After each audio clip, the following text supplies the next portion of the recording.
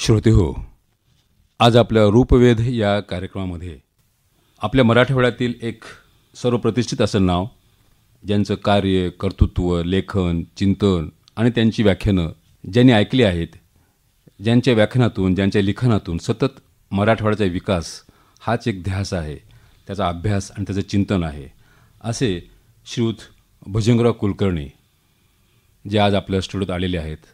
Sir नमस्कार. Sir नमस्कार. Sir, माझ्याकडे तुमची 2 पुस्तकं आहेत. एक आहे मराठवाड्याचा विकास, अभ्यास आणि चिंतन, तर दुसरं आहे मी, मराठवाडा आणि महाराष्ट्र. हे दोन्ही ग्रंथ अतिशय चांगली आणि अतिशय महत्त्वाचे असे ग्रंथ आहेत. एका ग्रंथाच्या पाठीमागं रागा जाधव त्यांची प्रस्तावना आहे, आपल्या ग्रंथाविषयी म्हटलेलं आहे, ते इथे लिखित स्वरूपात आहे आणि अतिशय छान त्यांनी मांडलेलं आहे. शिवाय तुमच्या या दुसऱ्या ग्रंथाच्या पाठीमागं तुमचा एक सुंदर असा फोटो पण आहे. फोटोकडे पाहिल्यानंतर असं वाटत नाही की आज तुमचं वय 90च्या पुढं गेलेलं आहे, बरोबर आहे? हो. किती वय सर आपलं आज? माझं 94 वर्ष लागलेलं आहे सध्या. तरीही वाटत नाही की आज आपलं 94 वर्ष वय आहे. ठीक आहे, एक निसर्गाची देण म्हणा, काही नेचर्स गिफ्ट म्हणतो आपण, तसं आहे. हो. तर सर, आपल्या ह्या मराठवाड्याच्या ज्या मागासलेल्या भागामध्ये बीड जिल्ह्यातला परळी तालुका आहे, तिथलं जे गाढे पिंपळ गाव आहे, जे गाव पूर्वी जहागिरी खेड्यात होतं नाही का, तिथं आपला जन्म 1918 साली झाला, बरोबर आहे ना? हो, बरोबर आहे. आणि मग तिथून सगळी जी सर्वसामान्य माणसं अडीअडचणी सोसतात, भोगतात, हालाकीचे जीवन जगतात, अशा सगळ्या हालाकीच्या जीवनातून असा सगळा सोशिकपणा झेलून तुम्ही अनंत अडचणी असूनही उच्च शिक्षणातील पदव्या प्रथम क्रमांकाने तुम्ही त्यावेळेस मिळवल्या. आणि नंतर एक साधारणतः 1939 पासून ते 12 वर्षे हैदराबाद राज्याच्या प्रशासकीय सेवेत, आणि नंतर 1951 पासून 23 वर्षे अखिल भारतीय प्रशासकीय सेवेत विविध पदावर आणि विविध स्तरावर तुम्ही विकासाचं कार्य केलेलं आहे. खरं आहे. तर तुम्ही एवढं उच्च पद आणि उच्च शिक्षण प्राप्त केलं, तर मला याच्याशी विचारू असं वाटतंय की तुम्ही एक सनदी अधिकारी, म्हणजे यशस्वी सनदी अधिकारी, आणि उच्च सनदी नोकरशाहीला आणि नोकरशाहीबद्दल शासनाला आणि समाजाला अभिमान वाटावा, असंच तुमचं व्यक्तिमत्व आहे किंवा असंच तुमचं कार्य आहे. आणि मग उच्च पदस्थ सनदी सेवेची उच्च मूल्य जपत आपण आपली कर्तबगारीतेनं कारकीर्द गाजवलेली आहे. तर ह्या सगळ्या गोष्टी पाहिल्यानंतर एक माझ्या मनात असा प्रश्न निर्माण होतो, आपलं जे जन्म आहे, बालपण आहे, शिक्षण आहे, नंतर तुमचं अंबाजोगाईचं आजोळ आहे, मग तुमचं औरंगाबादला माध्यमिक शिक्षण झालं आणि हैदराबादला उच्च शिक्षण झालं. तर एकूणच ह्या तुमच्या जडणघडणीमध्ये सर तुम्ही काय माहिती सांगू शकाल आम्हाला? 94व्या वर्षी औरंगाबाद आकाशवाणीच्या सौजन्याने श्रोत्यासमोर बोलतो आहे. अपरिहार्यपणे या बोलण्यात मला स्वतःला न आवडणारी आत्मस्तुती घडते आहे. त्याची श्रोत्यांनी क्षमा करावी. माझा जन्म परळी जवळच्या गाडे पिंपळगावचा 1918चा हे आत्ताच सांगितलं आहे. गावात आमची 2 आवती जमीन असे व घरी गडी माणसे, गाई बैल, दूध धोपते असे. आवर्षणप्रवण हा भाग आहे, त्यामुळे शेतीचे चढउतार होत असत. अधूनमधून गरिबीचा स्पर्श होत असला तरी आमचे मध्यमवर्गीय शेतकरी कुटुंब होते असे म्हणता येईल. माझ्या एकूण जीवनाच्या 90-94 वर्षातले 3 महत्त्वाचे टप्पे आहेत. कोणते? पहिलं जन्म, बालपण व शिक्षण, अशी 20 वर्ष. मग शासकीय सेवा हैदराबाद राज्यातली आणि IASची असे 35 वर्ष. आणि नंतर निवृत्तीनंतर 1974 ते आज तागायत औरंगाबादच्या 38 वर्षात निवृत्ती जीवनाचा काळ, असे 3 महत्त्वाचे प्रमुख टप्पे आहेत असं मी समजतो. बरोबर. तुमचा पहिला प्रश्न बहुतेक जन्म, बालपण, शिक्षणासंबंधीच आहे. त्यासंबंधी थोडक्यात मी सांगेन. जीवनाची जडणघडण पिंपळगावी आजी व आजोळा आंबेजोगाईस आजी आजोबांच्या सुदैवाने ही रशीतूरले 3 व्यक्ती होत्या. कोणते? माझ्या आजी म्हणजे वडिलांची आई, आणि आईच्या वडील आणि आई म्हणजे ते मातामह, पितामह वगैरे असं. मग त्यांची मॉडेल्स, त्यांची प्रतिमानं माझ्या लहानपणी आपल्यासमोर असायची. ते कसे वागतायत, कसं बोलतायत वगैरे, आणि त्यातून हे संस्कार घडले, सुसंस्कार घडले. बरं. त्यांनी केलेल्या या सुसंस्काराच्या जोडीला हैदराबादेस आर्य समाजाचे काही संस्कार झाले. बरोबर. शिक्षणातून थोडासा वेळ असला की आपण आर्य समाज मंदिराच्या जवळ मी राहत होतो सुलतान बाजारात, आणि तिथे जाऊन त्यांची भाषण सगळी एकूण जडणघडण होत राहिली. तुमचं जे अंबाजोगाईला जे तुमचं आजोळ होतं ना, अंबाजोगाईला तिथं तुमचं प्राथमिक शिक्षण झालं, तर तो काळ कसा होता? या सुसंस्कारात जोडला असं घडलं की योगायोगानं फार लवकर म्हणजे 18व्या वर्षापासून लोकमान्य टिळकांचे गीतारहस्य, त्यांचे चरित्र खंड, गीता, ज्ञानेश्वरी असे ग्रंथ हाती आले. हे गावातही आमच्या वारकरी संप्रदायाचं जरा प्रस्थ आणि ह्या ग्रंथांची पूजा गिजा, सप्ताह, दिंड्या वगैरे असं त्याचे बालपणचे संस्कार असत.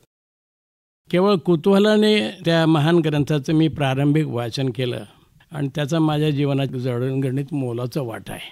बरं.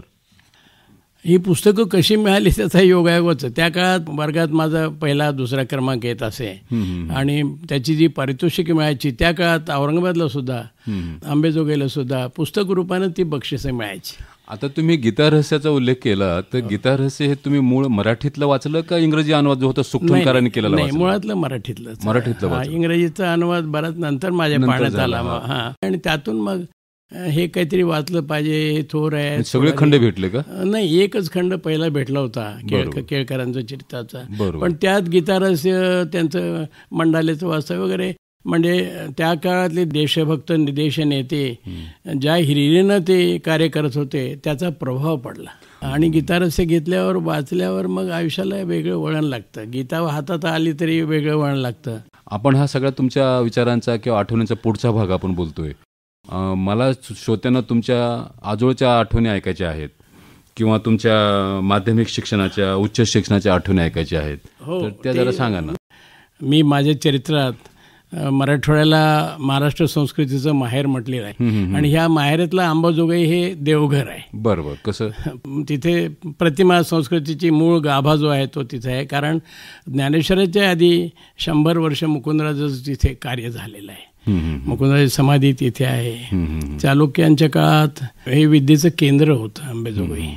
यादवांच्या काळात खोलेश्वर म्हणून जे सेनापती यादवांचे होते त्यांचं ते गाव आहे. आणि तिथं मराठवाड्याचा सांस्कृतिक जो भाग आहे, हो, त्या संदर्भात मी अंबाजोगाईला मी शिकत असताना परिस्थिती अगदी उलट होती. कशी उलट म्हणजे मी तिथे असताना त्या हेडमास्टर शाळेचे 7वी पर्यंतच फक्त शाळा होती. माध्यम कोणतं होतं? माध्यम मराठी असे 7वी पर्यंत. शाळा कोणती होती? सरकारी शाळा एकच 7वी पर्यंत फक्त. बरोबर.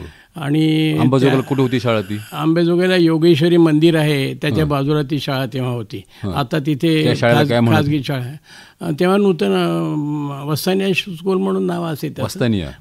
वस्तानिया म्हणजे मिडल स्कूल म्हणल्यासारखं. बरोबर. तर हेडमास्टर फक्त ग्रॅज्युएट असत, बाकीच्या शिक्षकात कोणीही ग्रॅज्युएट नव्हतं. आणि दुर्दैवाची गोष्ट अशी की या विद्येच्या केंद्रात त्या काळात गावात एकही ग्रॅज्युएट ह्या हेडमास्टरशिवाय त्या काळात नव्हता. सगळी वकील मंडळी, कोर्टात जाणारी वगैरे 7वीपासून दर्जेसोमचे वकील वगैरे असं होतं. तुमच्या प्राथमिक शिक्षणासाठी तिथून प्रारंभ झाला अंबाजोगाईला? गावात जे झालं ते. पण मग तुमच्या घरात शिक्षणाची परंपरा होती का? फारशी नव्हती. शाळेत घालायच्या परंपरा गावगाव असतात तसे. चावडीत आमच्या चावडीत शिक्षण झालं, शाळा होती, एक मुसलमान शिक्षक होता, त्याच्याकडे पाडे गिडे आम्ही खेळत शिकलो. परवचे व्हायचे तिथे. थोडीशी चुणूक त्या लोकांना कळली, पण त्याचं काही तिथे फारसं. तुम्ही किती भाऊ बहिणी शाळेत जाणारे असत? त्यावेळेस शाळेत जाणाऱ्या बहिणी माझ्या जात नव्हत्या शाळेत. एकच बहीण माझी मोठी होती आणि मी. तर आम्ही त्या काही शाळेत गेल्या नाहीत बाई आमच्या. म्हणजे तेव्हा मुलींना शाळेत पाठवायचं काही नव्हतं, प्रश्न नव्हता. मी शाळेत प्राथमिक शाळेत असताना ते गावात कोणी मुली नव्हते. तुम्ही सगळे मुलंच असायची. आणि परंपरेचं शिक्षण पाडेगडे परवचे व्हायचे. एकोत्र्या वगैरे 100-10,000 पर्यंत ते पाडे रोजचे म्हणले जायचे. तोंडचे हिशेब व्हायचे, तोंडीच व्हायचे. अंकगणित वगैरे त्यामुळे थोडं पक्क होई. पण मराठी लेखन वाचन थोडं प्राथमिक असं आणि अंकगणित. थोडक्यात म्हणजे मी गावात जे माझं शिक्षण झालं ते वडिलांचा पारंपरिक शेतीचा व्यवसाय आणि कुळकडी पण चालू शकेन अशा प्रकारची माझी तयारी 9व्या वर्षापर्यंत होत राहील. तो हा जो काळ आहे तो 18 ते 27. अच्छा. 26 पर्यंत म्हणलं ते चालेल.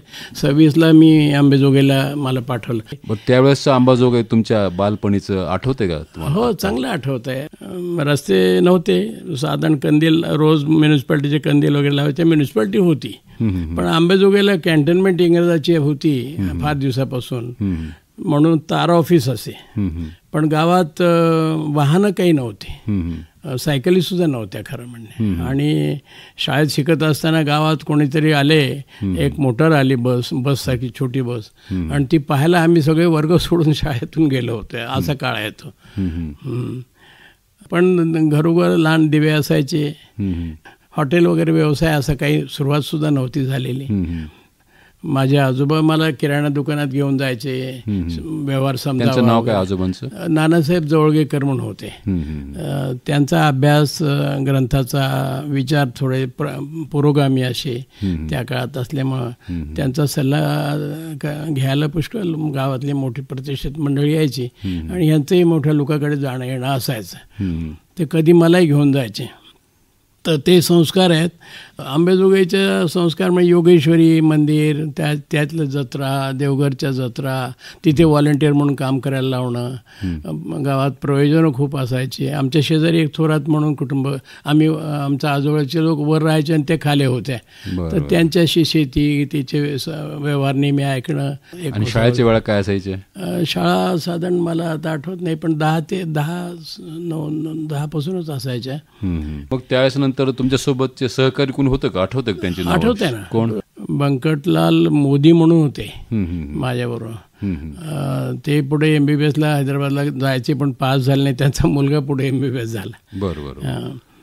एक राघवेंद्र कराडे म्हणून जोगाईमध्ये जे पुजारी कुटुंब होतं त्यांच्या घरातला एक मुलगा होता. तो आम्ही जोगाईच्या ओऱ्यात बसून अभ्यास केला. बरोबर.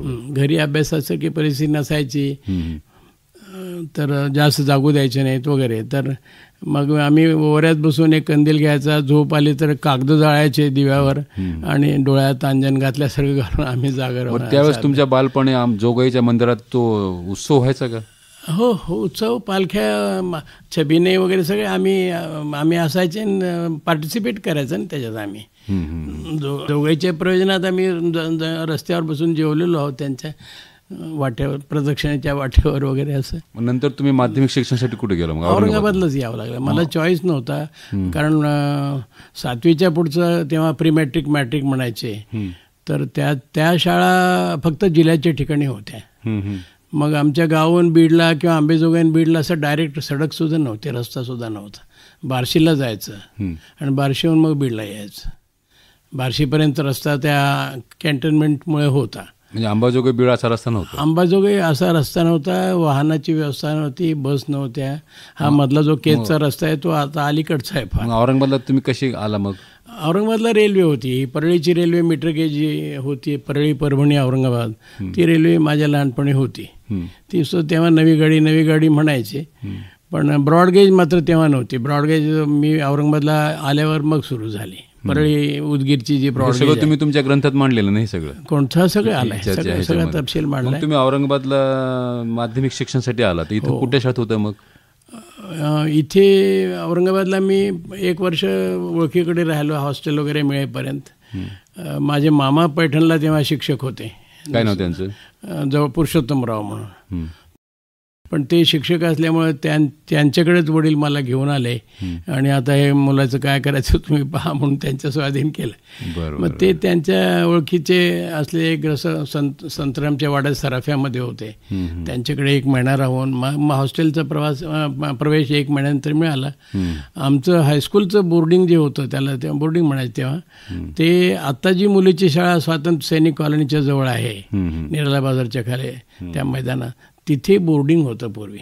मग तुम्ही इथं माध्यमिक शिक्षण कुठल्या वर्षापर्यंत घेतलं औरंगाबादला? औरंगाबादला मी प्री मॅट्रिक तेव्हा त्यांची नावं होती, म्हणजे 8वी 9वी त्याला काय म्हणायचे? प्री मॅट्रिक आणि मॅट्रिक म्हणायचे. बरोबर. आणि तेव्हा उर्दू मीडियम झालं. मग प्री मॅट्रिक मॅट्रिकला. बरं. 7वीपर्यंत मराठी होतं, हां हां. पण इथे आता प्री मॅट्रिकला उर्दूच होतं. विषय कुठले कुठले होते? उर्दू, इतिहास, भूगोल, उर्दू लिटरेचर हा विषय होता, गणित, मराठी एक विषय होताच, इंग्रजी होतं, इतिहास वगैरे होतं. हां, इतिहास भूगोल दोन्ही सगळे उर्दूत शिकायचे. बरोबर. त्याच्यामुळे थोडे विषय समजायलाही कठीण असत किंवा एखाद्या विषयाचे शिक्षकही चांगलं समजू शकत नाहीत असं असल्यामुळे असेल कदाचित. पण आता जी मला भूगोलात रुची निर्माण झाली किंवा इतिहासात रुची झाली ती त्या काळात त्यांच्या शिक्षणातून निर्माण झाली नव्हती. बरोबर. उलट गणितात आणि सायन्स शिकवायला पालमकर म्हणून, गोपाळरावजी पालमकर म्हणून एक शिक्षक होते आणि राय गणपतराय म्हणून हे एक शिक्षक होते. ते आळीपाळीनं सायन्स आणि गणित शिकवायचे. त्यावेळेस तुमच्यासोबत कोणी तुमचे सहकारी होते का इथे औरंगाबादला माध्यमिक शिक्षण घेताना? तुकाराम आणि सहदेव म्हणून पैठणचे शेतमजुरांची मुलं होती दोन्ही. बरं. ती माझे रूममेट असायची. ती मुलींचं प्रमाण कसं होतं शिक्षणासाठी? नाही, तेव्हा मुली नव्हत्या. औरंगाबादला सुद्धा नव्हत्या. म्हणजे तुमच्या वर्गात मुलीच नव्हत्या तेव्हा औरंगाबाद? म्हणजे मुलींचं स्त्री शिक्षणाचं प्रमाण फारच अगदीच नव्हतंच म्हणल्यासारखं. 7वीच्या पुढे तर कोणी आलेलंच नाही. बरं. मग हे औरंगाबादचं माध्यमिक शिक्षण झाल्यानंतर तुम्हाला उच्च शिक्षण घेण्यासाठी हैदराबादलाच जावं लागलं का? हो, त्याचं मी आणखीच थोडं सांगतो.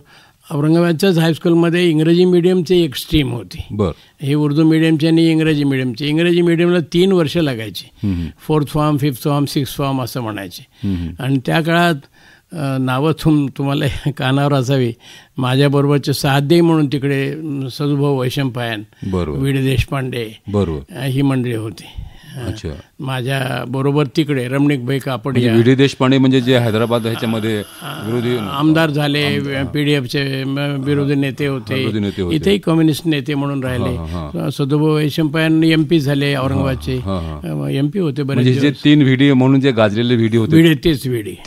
3 पैकी एक व्हीडी. हो, व्हीडी देशपांडे. आणि ते RD होते, RD देशपांडे, आंबेजोगाईचेच होते RD, हे कम्युनिस्ट मंडळी. तर हे व्हीडी त्यावेळेस तिकडे शिकायला होते. नंतर ते गोविंदभाई शिकायला नव्हते. गोविंदभाई 4-5 वर्षांनी माझ्यावर मोठे, 5-6 वर्षांनी, आणि ते कलकत्त्याला गेले होते. त्यांना काही चळवळीत भाग घेतला म्हणून रेस्टिकेट केलं होतं आणि मग ते हैदराबादच्या बाहेरच शिकायला गेले, कलकत्त्याला राहिले. मग हैदराबादला जे तुम्ही उच्च शिक्षण घ्यायला गेलं होतं तर तिथं कुठलं कॉलेज? आता कशामुळे गेलो हा पहिला प्रश्न तुम्ही विचारला होता. की त्यावेळेस मराठवाड्यामध्ये आता हे इंटरमिजिएट कॉलेज म्हणून आमचं नाव होतं ह्या कॉलेजचं. हे इंटरमिजिएट कॉलेजमध्ये आता ज्याला ज्युनियर कॉलेज म्हणतो आपण ते, त्याच्या पलीकडचं शिक्षण घ्यायला एकही संस्था मराठवाड्याच्या 8ही जिल्ह्यात नव्हती. म्हणून ह्याच्या पुढं जर शिकायचं असेल तर हैदराबादला जाणं अपरिहार्य होतं. आणि म्हणून हैदराबादला गेलो. परीक्षेला सुद्धा इंटरमिजिएटच्या 2nd इयरच्या म्हणजे 12वीच्या परीक्षेला आम्ही हैदराबादलाच गेलो होतो सेंटर घेऊन. पण त्या परीक्षेत मी मेरिटमध्ये आलो. कोणती परीक्षा होती ती? 12वीची परीक्षा. इंटरमिजिएटला ज्या परीक्षेला आम्ही हैदराबाद गेलो त्याच्यात मी 1st क्लास आणि 2nd आलो होतो एका मार्काने. तर मग त्याचं इथे मला सुवर्णपदक दिलं कॉलेजमध्ये. मुद्दाम तिकडे मी कॉलेजला गेल्यावर हैदराबादला तिथून बोलावून मला प्रिन्सिपॉलनी मुद्दाम इथे माझा सत्कार केला, सुवर्णपदक दिलं. आणि तेव्हापासून खरं सांगायचं म्हणजे 10वी पास होईपर्यंत, मॅट्रिक होईपर्यंत माझं शिक्षण किंवा माझं शैक्षणिक करिअर ॲव्हरेजचंच होतं. कोणताही ब्राईटनेस त्याच्यात तोपर्यंत आला नव्हता. आणि मला नेमका विषय कुठला आवडायचा जास्त? मला गणित आणि सायन्सच आवडायचं तेव्हा सुद्धा. आणि त्याच प्रोफेसरांचा, म्हणून तुम्ही पुढे MSc वगैरे केलं? त्याच प्रोफेसरांचा मी पेट विद्यार्थी असं होतो. बरोबर.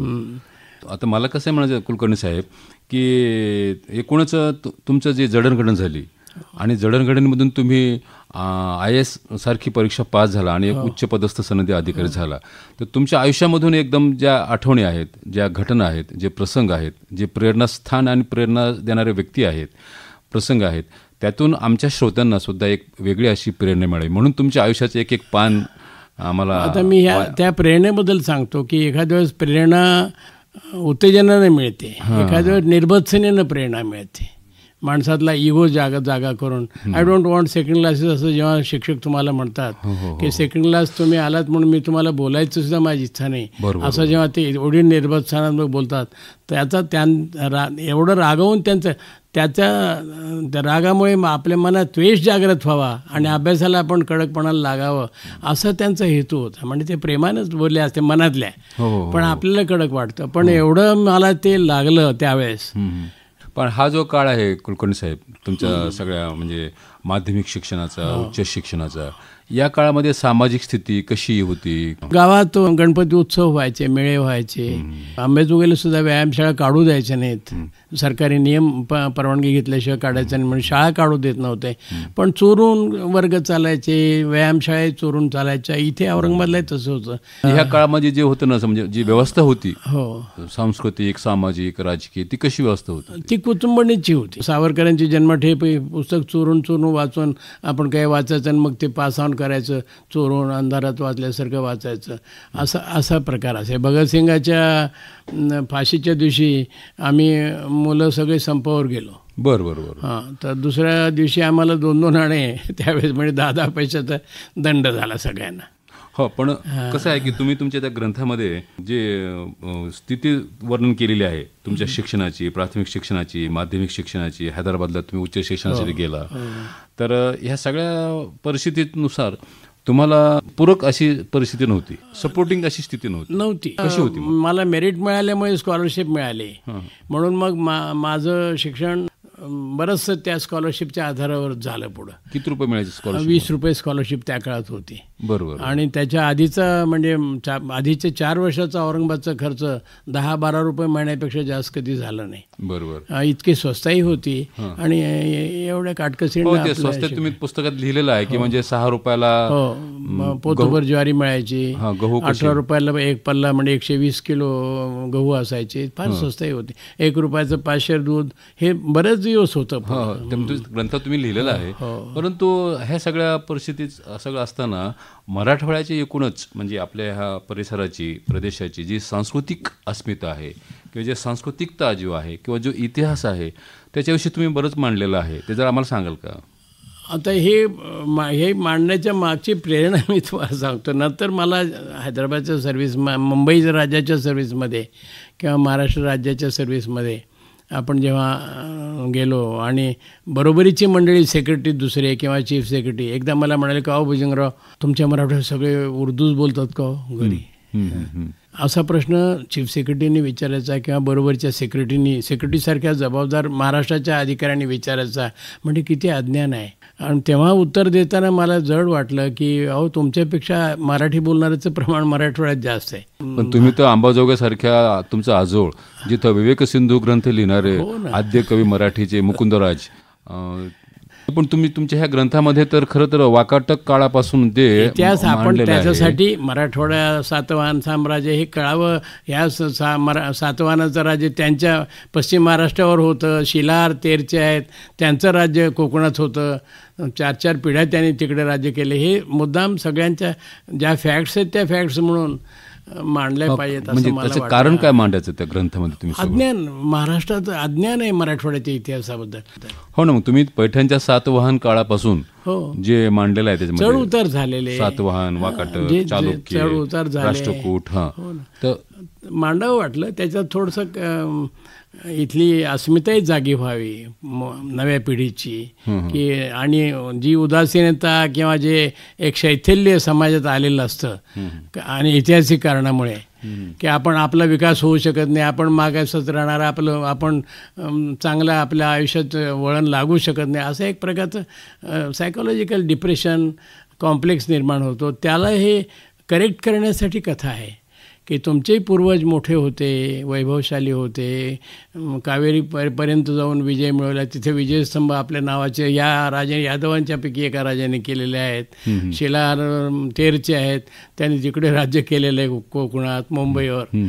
खोलेश्वरांचा इतिहास लिहिला आहे. हे खोलेश्वर जे यादवांचे सेनापती म्हणलं, अलाउद्दीननी जिंकल्यावर देवगिरी यांनी 65 कुटुंब परळी आंबेजोगाईचे घेऊन मुंबईची वसाहत केली की आता आपलं कल्चर, आपलं तिकडे भाग आहे हा म्हणून. हां, त्याच्यामुळे त्याचं नाव परळ पडलेलं आहे, परळीचे लोक आले म्हणून. हो हो. आणि तिथे वैजनाथाचं मंदिर सुद्धा आहे. हे राजवाड्यांच्या मैकावतीची बखेर म्हणून ग्रंथाच्या प्रस्तावनेत त्यांनी विस्ताराने मांडले. ही कशी कुटुंब आली, कोणती कुटुंब होती, कुठं. हां, तर असे पराक्रम आपल्याही पूर्वजांनी केलेले आहेत. मी एका ठिकाणी लिहिलंय की खोलेश्वरांच्या आडाचं मी पाणी पिलं. खोलेश्वरांचा वाडा आंब्याला आहे, त्याला खोलवाडा म्हणतात. बरोबर. हां, तो खोलवाड्यातल्या त्याचं एकट्याचं आडाचं गोडं पाणी आहे. खोल आहे जरा, तर त्या आडाचं पाणी मी सुद्धा प्यालेलं, ही काय लहान गोष्ट आहे असं लिहिलंय. ते थोडंसं आपण सातवाहनांचा काळ म्हणजे अशोकानंतरचा काळ ना? अशोकानंतर बरं 400 वर्ष आहे, पण ते म्हणजे साधारण 200 वर्ष इसवी सनाच्या आधी आणि 200 वर्षानंतर अशी 400 वर्ष सातवाहनाची पैठणला महाराष्ट्रात दक्षिणेमध्ये सातवाहनाची हे सत्ता आहे. आणि मग ही जी मराठवाड्याची कथा तुम्ही मांडली, तर त्यासाठी तुम्हाला जी उपलब्ध साधनं झाली त्याचं साधन, मी आता जे इतिहासाचे प्रोफेसर आहेत ब्रह्मानंद देशपांडेशी बोलत होतो. हैदराबादच्या इतिहासात गॅझेटियर्समध्ये काय काय आहेत. आता नवीन महाराष्ट्र राज्याचे नवीन गॅझेटियर्स आले, त्याच्यात महाराष्ट्राचा इतिहास जुना आहे. त्यातून अभ्यास करून संशोधन केल्यासारखं थोडंसं करूनच मांडलेलं लिहिलंय. हो, पण हे सगळं मराठवाड्यामध्ये म्हणजे सातवाहन, वाकाटक, राष्ट्रकूट, चालुक्य, बहामनी, अल्लाउद्दीन खिलजी, हे सगळी इथं मराठा होऊन असं त्याच्यातून दिसतं. नाही, वाकाटक विदर्भातले आहेत, पण त्यांचं राज्य हिंगोली, नांदेड ह्या भागात होतं. मग ह्या सगळ्या ह्याच्यामध्ये 5व्या, 6व्या, 7व्या निजामापर्यंत सगळं तो इतिहास मांडलेला आहे. तर मग जेव्हा तुमचा हा ग्रंथ निघाला बाहेर, तेव्हा लोकांनी तुम्हाला काय दिल्या प्रतिक्रिया? वाचलं ना, ग्रंथ पॉप्युलर झाला, पुष्कळ डिमांड आली. त्या प्रकाशन समारंभाचं त्याच्या 100 प्रती खपल्या. प्रकाशक खुश होते, त्यात आपलं काही नसतं, त्यात पण प्रकाशक खुश होते. बरं, मग कुलकर्णी साहेब, ह्याच्यामध्ये ह्या सगळ्या अशा पद्धतीच्या मराठवाड्याची जी सांस्कृतिक किंवा जी ऐतिहासिक कथा आहे, याच्यातून तुमचं व्यक्तिमत्व जडणघडण होण्याचं एक वेगळ्या पद्धतीनं वाढत गेलं, फुलत गेलं. आणि मग तुम्ही नव्या हैदराबाद राज्यामध्ये IASची 5 वर्षे तिथं तुम्ही काढली. तर तुम्ही IAS केव्हा झाला? 51 साली झालं, 1951 साली. मी थोडंसं सांगतो की हैदराबादला इथे इंटरमिजिएटची परीक्षा घेऊन गेल्यावर हैदराबादला माझं शैक्षणिक करिअर अधिक उजळलं. कसं? मी तिकडे फर्स्ट क्लास फर्स्ट आलो. बरोबर. MSc-मध्ये, BSc-मध्ये, त्या परीक्षेचा प्रत्येक पेपरमध्ये मी फर्स्ट होतो. बरोबर. आणि तिकडचे प्रोफेसर जे होते, काही आंध्र सत्यनारायण रावडा म्हणून एक होते, त्या सगळ्यांचा मी फार आवडता विद्यार्थी स्कॉलर म्हणून होता. तिथे मला सुवर्णपदकं मिळाले, तिथे पुस्तकांची बक्षिसे मिळाली, ती पुस्तकं पुन्हा माझ्या संगती ते आली. याच्यावर मला तुम्हाला एक प्रश्न असा विचारावा असं वाटतोय, तुम्ही जवळजवळ बऱ्याच परीक्षांच्या मध्ये तुमच्या एक चांगले विद्यार्थी, गुणवंत विद्यार्थी, प्रथम क्रमांकाचे विद्यार्थी म्हणा, तर तुमच्या अभ्यासाची पद्धती कशी होती विद्यार्थी म्हणून? अभ्यासाची पद्धत शालेय अभ्यासाची आणि कॉलेजच्या अभ्यासाची सांगतो. माझी एक विशेष स्टाईल झाली होती. कशी? की टेक्स्टबुक वाचताना मी टेक्स्टबुक नुसतं वाचून सोडायचं नाही, त्याच्यावर नोट्सच काढायच्या. हां, म्हणजे टेक्स्टबुक सगळं उतरून घ्यायचं, आपल्या हाताने असं समजा लिहून घ्यायचं टेक्स्टबुकचा त्या प्रत्येक विषयाचा धडा, आणि मार्जिन सोडायचं. आणि त्याच्यापेक्षा दुसरं कोणतंही पुस्तक हाती आलं त्या विषयाचं तर त्या संदर्भ, मुद्दामच संदर्भ, म्हणजे मी इंटरमिजिएटला होतो तेव्हा BScची पुस्तक एखादं केमिस्ट्रीचं मिळालं तर त्याच्यात त्या ऑक्सिजनबद्दल काय माहिती असली की ते मार्जिनमध्ये लिहून घ्यायचं. दुसरं काय आलं फिजिक्सचा एखादा विषय, त्या नोट्समध्ये असं करून मार्जिन नोट्स मुळातले काढलेले आणि मार्जिनचा मुळ हाच माझा अभ्यास पक्का आणि एकाग्रचित्तानं अधिक समजून कॉन्सन्ट्रेटेड असा अभ्यास होईल. केव्हा करायचा अभ्यास? रात्री, दिवसा, पहाटे? अभ्यासाला फार वेळ नव्हता तेव्हा, रात्री दिवसा सगळ्या.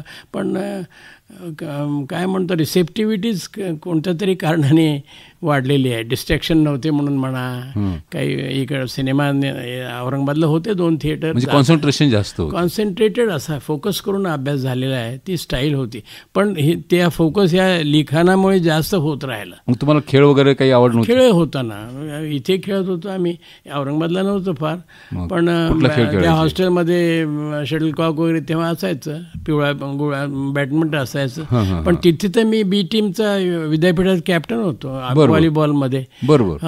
आणि रोज अगदी नियमानं ठरलेल्या वेळी कोणी येऊ की नो आम्ही आपल्या ग्राउंडवर असायचे चड्डी घालून. म्हणजे तेव्हा त्या काळामध्ये करमणुकीचं साधन म्हणून असं काही नसायचं. हैदराबादला नव्हतं. हैदराबादचं उस्मानिया युनिव्हर्सिटी कॉलेजेस हे सगळे गावाबाहेर दूर, बर 5-6 मैल. सिनेमा थिएटर वगैरे तो तिथे आलेलेच नव्हते. युनिव्हर्सिटी कॅम्पस नाही मुद्दाम 5-6 मैल अलीकडे येऊनच तसंच तिथे औरंगाबादला जास्त वेळ लोकलनी जा हे करा, इतकं सोपं नव्हतं. बरं, मग अभ्यासाच्या शिवाय इतर ग्रंथांचं वाचन किंवा वर्तमानपत्र वगैरे ते BScच्या नाही झालं. MScला मी फार वाचलं, कारण MSc मी एकच विषय फिजिक्सचा घेऊन MSc व्हायचं होतं. आणि तेव्हा 3च पेपर असायचे आणि भरपूर वेळ असायचा. तेव्हा तर मला स्कॉलरशिप 40 रुपये मिळत असे. आणि मग तेव्हा खरं वाचन आणि खरं प्रगतीची घडण जी झाली, एक व्यापक सर्वंकष म्हणल्यासारखं डेव्हलपमेंट पर्सनॅलिटीची, ती वय तसं असतं आपल्या त्या वयात संस्कारक्षम आणि जे वाचू जे हाती येईल ते ॲब्सॉर्ब करायची ईर्षा, त्याच्यात तो काळ फार चांगला होता माझा. बरं, मग IASची तयारी झाल्यानंतर तुम्ही नंतर 12 वर्ष लागली.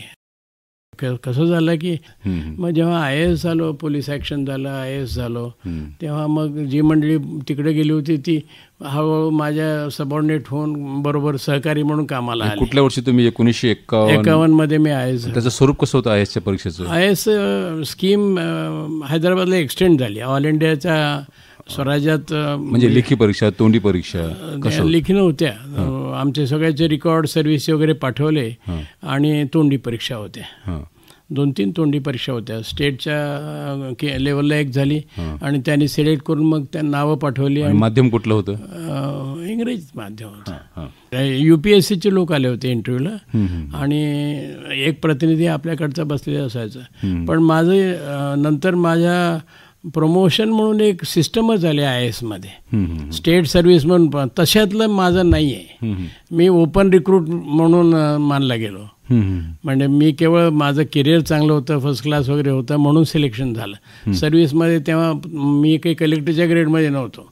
बाकीच्या IAS झाले, शिवतमाधवराव वगैरे कलेक्टरच्या ग्रेडमध्ये आले होते म्हणून ते IAS झाले. बरं, शिवतमाधवराव पगडींचा तुम्ही उल्लेख केला, तर त्यांचा तुमचा संबंध कसा आला?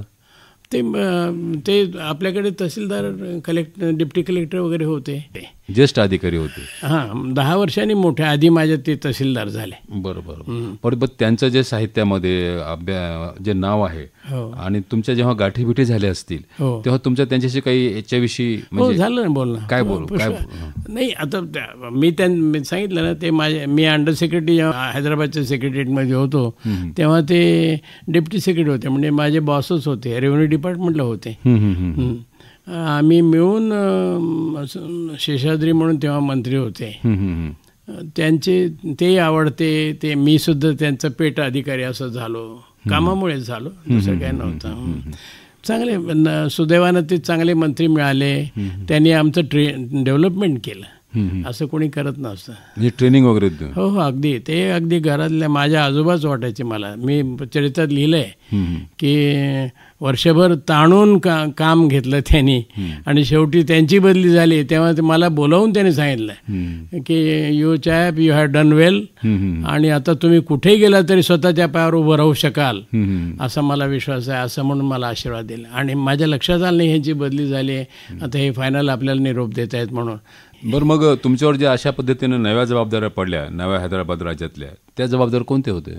जबाबदारी अशी होती की आता ज्या दिवशी पोलीस ॲक्शन झालं, सगळे तुरुंगात असलेले पुढारी मंडळी सोडली, तेव्हा आम्ही सुलतान बाजारात सगळे जल्लोष चालला ना, तेव्हा का आपले शेजारी पाजारी सगळे सहकारी म्हणायला लागले की आता तुम्हाला चांगले दिवस, भुजंगराव आता तुम्हाला चांगले दिवस येणार.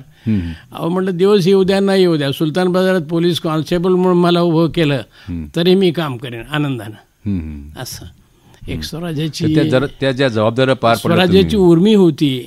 आता हे राज्य चांगलं उभं करणं, चांगलं चालवणं ही जबाबदारी आपल्यावर आहे की आता हे राज्य चांगलं चालवणं ही जबाबदारी आपली आहे. 48 ते 56 8 वर्षाचा काळ आहे हा. मग आठवणीत राहणारी एखादी अविस्मरणीय घटना? त्या काळात इतक्या, आता मिलिटरी गव्हर्नमेंट पहिले 4 वर्ष होती 52 पर्यंत,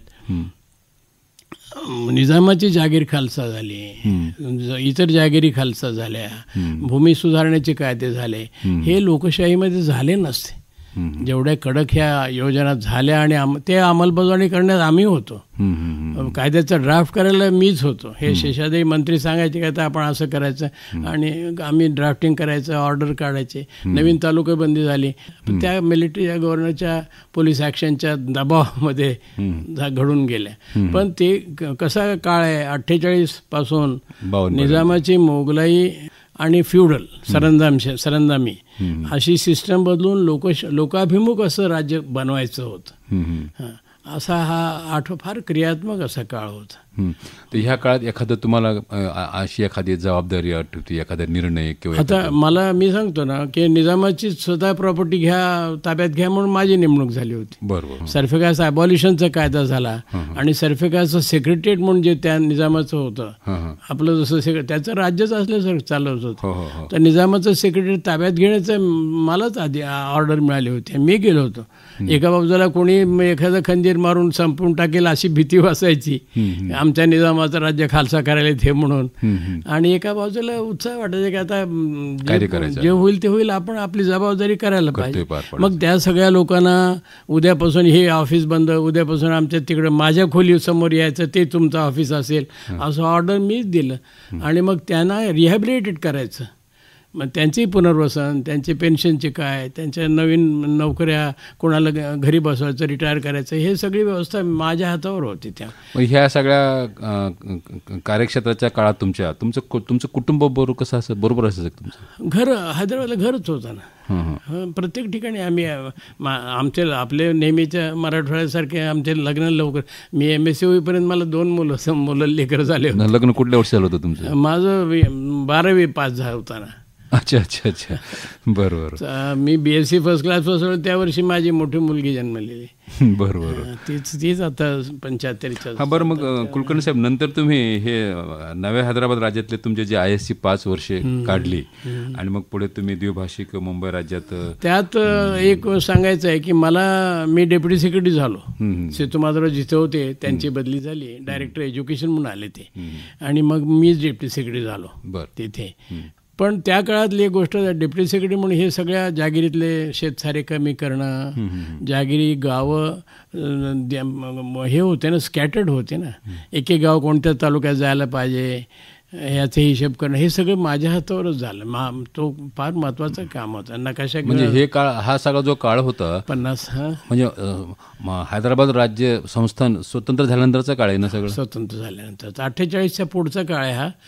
49चा हा सर्फेकास ॲबॉल्युशनचा कायदा आहे. जागिरी ॲबॉल्युशन, जागिरी सगळ्या 1800 जागिरी होते आपल्याकडे. जवळजवळ 1/3 भाग सगळ्या जागिरी असे. एक गाव जागिरी, एक खालसा, एक तालुका होता. निजामाचा एक जिल्हा होता. हैदराबाद जिल्हा नावाचा जो जिल्हा झाला तो संपूर्ण मी बनवला. हैदराबाद जिल्ह्याचा हैदराबादच्या जवळ सर्फेकास अत्रा बलदा म्हणून होता. त्याचं काय करावं, कसं करावं म्हणून ते हैदराबाद जिल्हा बनवा म्हणून माझं शिफारस कॅबिनेटपर्यंत गेलं.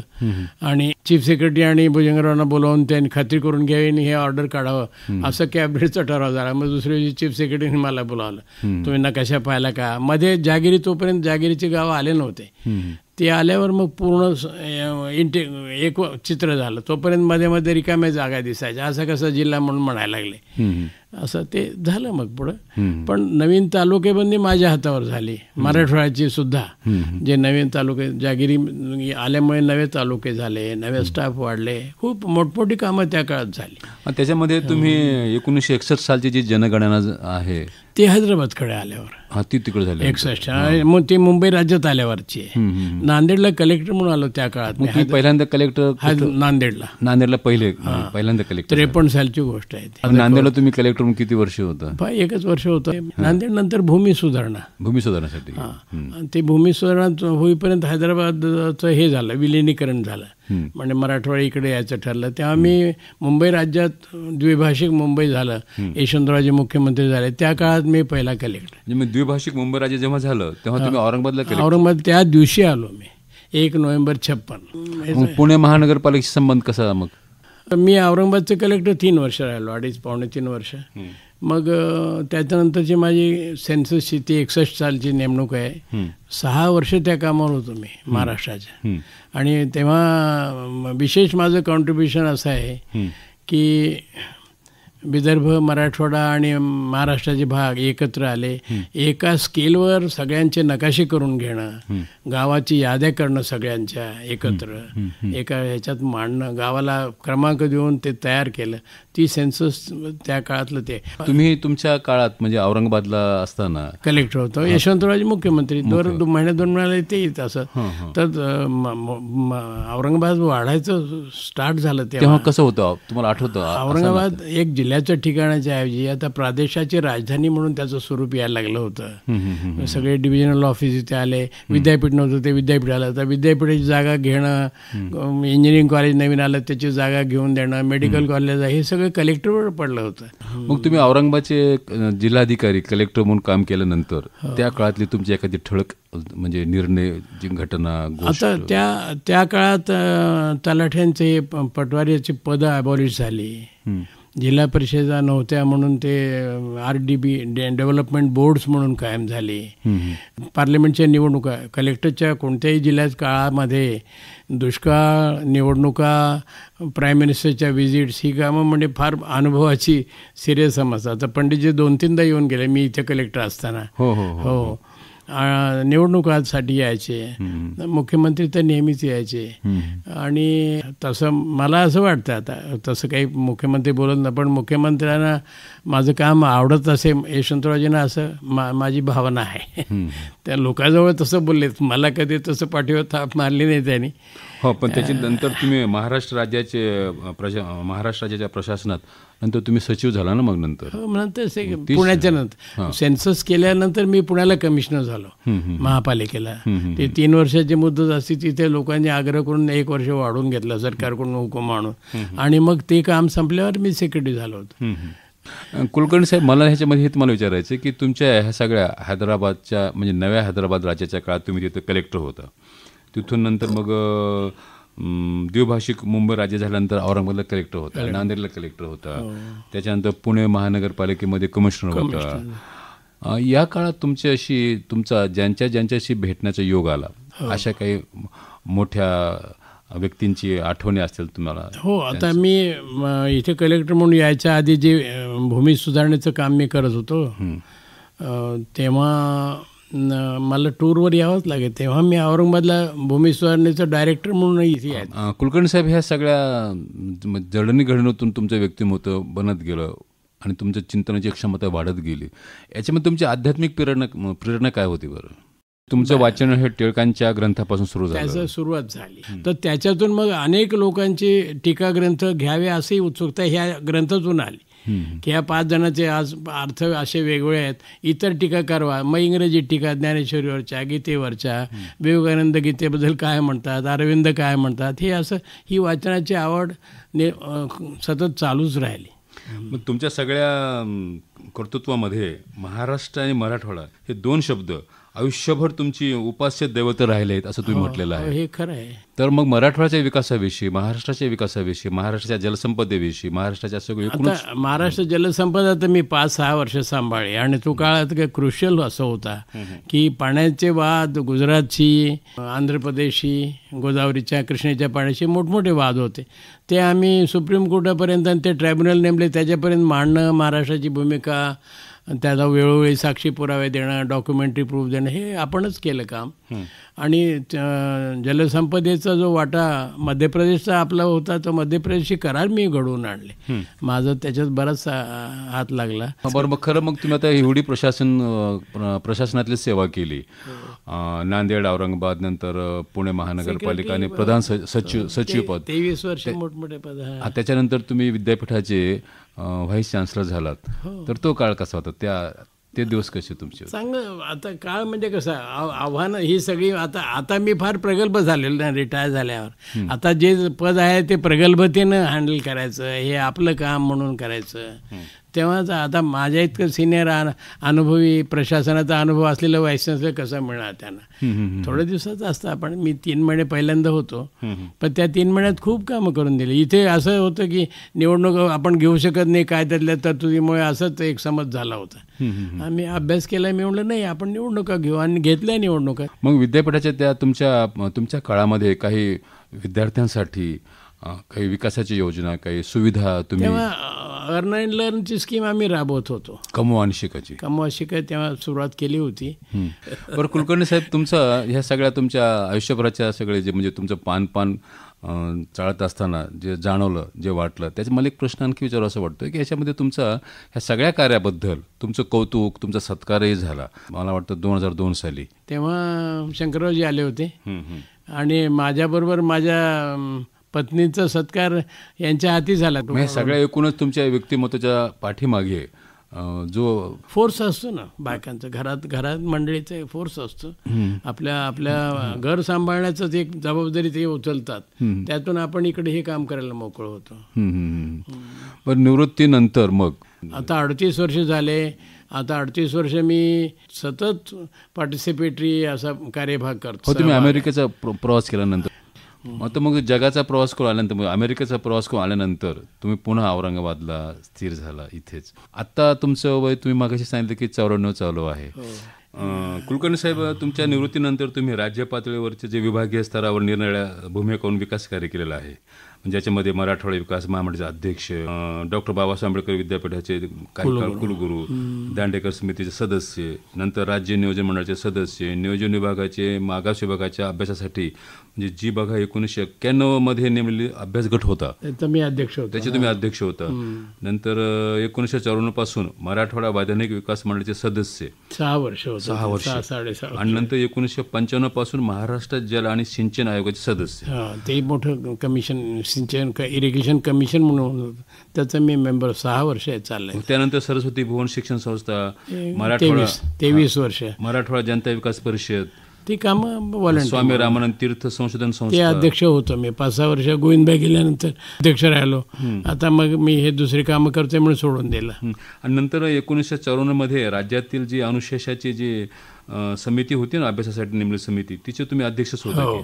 बॅकलॉग कमिटी ज्याला म्हणतात, त्याचं मी अध्यक्ष होतो. आता एकूण हे सगळं कार्य करत असताना तुमचा जो मराठवाड्याचा ध्यास किंवा मराठवाड्याचा विकास आहे किंवा जो अभ्यास आहे किंवा जे चिंतन आहे, तर तुम्ही आता आमच्या श्रोत्यांना तुमच्या सगळ्या अनुभवातून, तुमच्या सगळ्या आयुष्यभराच्या सगळ्या संघर्षातून तुम्हाला काय सांगू असं वाटतं? नाही, आता मराठवाड्याला भविष्यकाळ चांगला आहे असं माझी धारणा आहे आणि तो चांगला काळ लवकरात लवकर यावा अशा भावनेने, अशा जिद्दीने सगळ्यांनी काम केलं पाहिजे असं मला वाटतं. आणि म्हणून जिथे जिथे मी काय बोलायचं संधी मिळते तिथे हे सांगत असतं. आता कलाम आणि भारत 2020 साली अमुक गोष्टी केल्या तर पहिल्या 5 देशापैकी एक होऊ शकतो आपण, असं ग्रंथ लिहिला, असं विचार मांडले, ग्रंथ लिहिला. त्याप्रमाणे प्लॅनिंग कमिशनने टास्क फोर्सेस केल्या, 20 टास्क फोर्सेसचे अहवाल आहेत.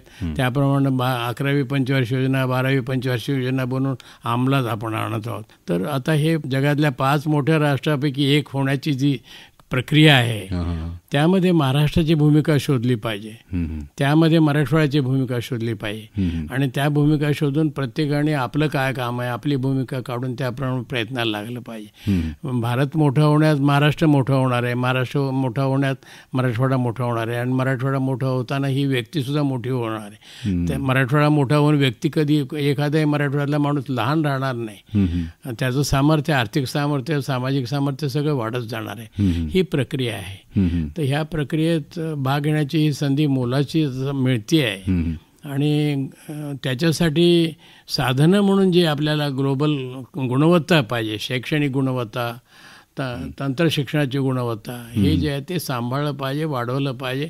आणि चढाओढीच्या युगात आपण वरचढ कसं राहू, ह्या जाणीवेनं, ह्या महत्त्वाकांक्षेनं पेटून आपण आपलं कामं केली पाहिजे असं मला वाटतं. आज औरंगाबादला, मराठवाड्यामध्ये उद्योग, शिक्षण, पर्यटन, हे सगळं विकास सगळं पाहत असताना तुम्हाला काय वाटतं? नाही, चांगलं वाटतं आहे मला. आता मी रोज रस्त्यावर ओलांडताना 2 मिनिट मला थांबावं लागतं आहे. त्याचं कधी कधी इतर लोकांना उभं घेत असेल, पण मला वाटत नाही की हे असं व्हावं, अशी गर्दी वाढावी, असं विकास होत राहावा, असे उद्योगधंदे औरंगाबादचे वाढावे म्हणून मी प्रयत्न केलेले आहेत. तर ह्या सगळ्या संधी विकासाच्या, मराठवाड्याच्या विकासाच्या संधी किंवा महाराष्ट्राची सेवा करायच्या संधी सुदैवानं मला मिळाल्या, याच्यात मला धन्यता वाटते. तर अशा सगळ्या निवृत्तीनंतरचा तुमचा जो आजचा एक दिवस असतो तो कसा आहे बरं? मला वाटतं की आपल्या जीवनाचं सार्थक झालं आहे. तर ह्या स्पर्धात्मक परीक्षामध्ये आपल्या मराठवाड्यातील विद्यार्थ्यांनी जावं, त्यासाठी कशा पद्धतीनं अभ्यास करावा, तिकडे कसं वळावं, याच्याविषयी तुम्हाला काय वाटतं बरं? तुम्ही काय विचार करता? आता कोचिंग क्लासेस वगैरे पुष्कळ आहेत. इथे जे गव्हर्नमेंटच्या ह्याच्यातून श्रेणीमधून आहेत त्यांच्यात पुष्कळ सुधारणा व्हायला पाहिजे. आणि खरं सांगायचं म्हणजे 12वीपासूनच हे शिक्षणाचं लावलं पाहिजे. आणि मला अगदी असा विश्वास आहे की आपल्या तरुणामध्ये क्षमता आहे ह्या चढाओढी या स्पर्धामध्ये, त्यांना योग्य मार्गदर्शन मिळालं पाहिजे. कुलकर्णी साहेब, तुम्ही आमच्या स्टुडिओत आलात, आकाशवाणी औरंगाबादच्या स्टुडिओत आलात, तुमचे सगळे अनुभव आमच्यासमोर तुम्ही मांडलेत, त्याबद्दल मी आकाशवाणी परिवाराच्या वतीने, आकाशवाणीच्या वतीनं आणि आमच्या सगळ्या श्रोत्याच्या वतीनं तुमचे मी खूप खूप आभार मानतो. नमस्कार.